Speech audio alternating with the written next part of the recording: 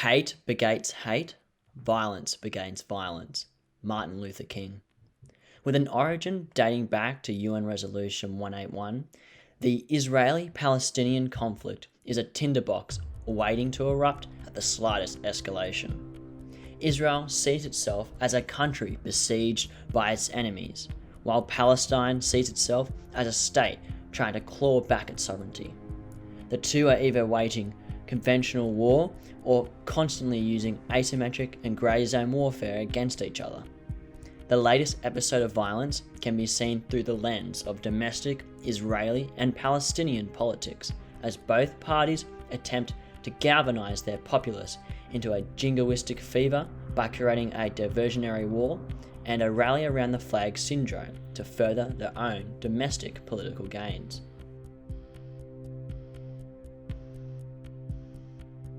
Diversionary war theory is a foreign policy where a country's leader instigates war to distract its population from domestic strife. In addition to distracting the populace, diversionary war theory can cause a rally round the flag syndrome, where there is an increase in short-run popular support for a country's government or political leader during periods of international crisis or war. For example, this graph displays the rally around the flag syndrome, where after 9/11, President Bush's approval rating jumped from 52% to 90% in 1 week.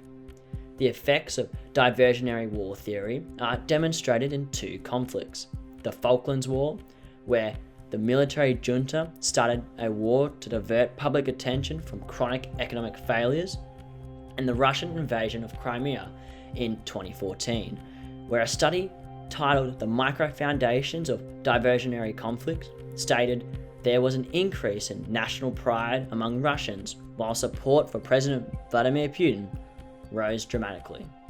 Both diversionary war theory and rally around the flag syndrome are attributed to the recent Israeli-Palestinian conflict.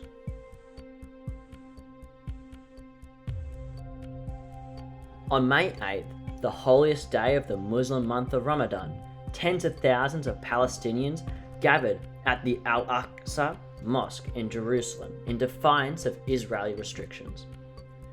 Israeli police blocked access to the mosque and used tear gas and stun grenades inside the holy building. Simultaneously, a Jewish settler organization petitioned the Israeli High Court to reclaim land and property from Palestinians if there was any evidence of a Jewish individual residing in East Jerusalem since 1948. Hamas retaliated by firing hundreds of missiles towards Israel. Israel countered by using a disproportionate amount of force with airstrikes in Gaza, with scores of civilian casualties.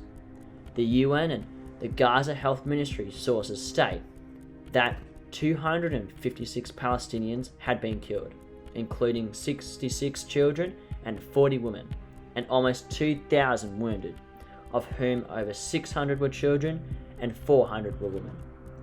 4 of the dead women were pregnant. Israel claims that out of those killed, at least 225 were militants, while Hamas argues that only 80 Palestinian fighters were killed. Palestine is split into two, with Hamas ruling over the Gaza Strip and Fatah ruling over the West Bank, where East Jerusalem is located. The two are rivals. They even fought a war, the Battle of Gaza, that cost hundreds of lives. Gaza was politically lost to Fatah in 2006, then physically to Hamas rule in 2007. However, in January 2021, Hamas and Fatah had agreed to conduct elections at an undetermined date. Hamas fired rockets onto Israel as a pretense to create a rally round the flag effect to rank themselves as a legitimate body for Palestinians, aiming to take control over the West Bank in future elections. In Israel, Prime Minister Netanyahu had been unable to form a coalition government. If there were no coalition, Israel would have seen its 5th election since 2019 within a month. The next election could have seen Netanyahu lose his office and face serious corruption charges.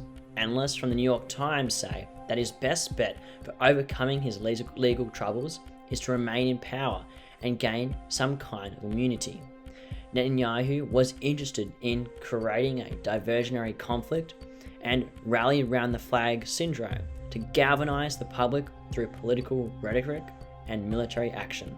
Hamas wants to replace Fatah and directly negotiate with Israel. To do so, they needed to win the upcoming election by grabbing the Israelis' attention or firing rockets into Israel. Iran provided the technology to produce these weapons, as Arab nations have abandoned Palestine, creating what the Caspian Report describes as an Iranian arc of influence into the Mediterranean. Israel needs to prevent the missiles from hitting its industrial and population heartland. They have done this by developing the Iron Dome defense system and repeatedly attacking Hamas's positions as a means to disrupt their military capability. Hamas needs a way to survive and lift the blockade by Israel and Egypt. The only way to get the Israelis to the negotiating table is by posing a significant threat, hence the missiles from Gaza. Israel uses its Iron Dome defense system and intercepts between 85% and 90% of missiles from Gaza, but each missile interceptor is approximately between $100,000 and $150,000, while each Hamas rocket costs between $300 and $800. Over 3,440 rockets were confirmed having been fired into Israel, meaning just the missile intercepting in the 11 days cost Israel between $344 million and $516 million. The high expense of the Iron Dome missile interceptors and the large amount of missiles that went into Israel means that Israel would have had been running low on the interceptors in the latter part of the conflict. To ensure the protection of the Israeli heartland, Netanyahu threatened to invade the Gaza Strip and called up almost 10,000 reservists.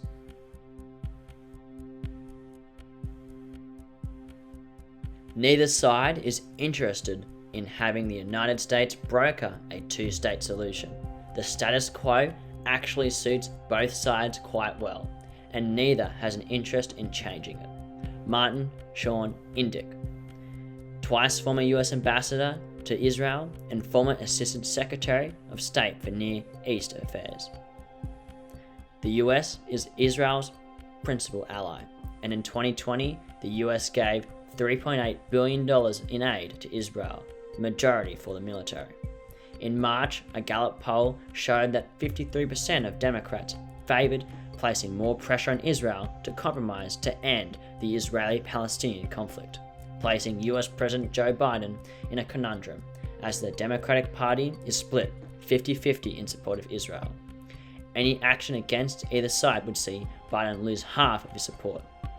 As of the 20th of May, Israel and Hamas agreed to cease hostilities brokered by Egypt and the United Nations, ending the 11 days of fighting. The US gave $735 million to Israel in additional aid, promising to pay the restoration of the Iron Dome defense system. Currently, the Israeli defense minister is in Washington, asking for an extra $1 billion in aid. In addition, the US promised to restore $360 million in aid, cancelled by the Trump administration for the Palestinians. Currently, both Israel and Palestine claim the conflict as the victory. The US preserved peace in the Middle East by understanding the domestic politics in Israel and Palestine and paying off both sides into a ceasefire or a temporary ceasefire, while achieving a position where they would not be politically ridiculed domestically. Winston Churchill famously said that politicians should never let a good crisis go to waste. Nevertheless, the internal politics escalated the recent flare of violence in the Middle East. Hamas took Churchill's advice and attempted to gain control of the West Bank through the elections by creating a rally around the flag syndrome to directly negotiate with Israel for the future of Palestine. Meanwhile, Netanyahu tried to save himself politically by starting a diversionary conflict and using rally around the flag syndrome to galvanize his audience to win his next election. Domestic politics is foreign policy. So, where does that leave us? Will there ever be peace in the Middle East? Will the sons and daughters of the Tanakh and the Quran continue to fight, forever swinging on a pendulum between total war and peace, but never touching both? Only time will tell.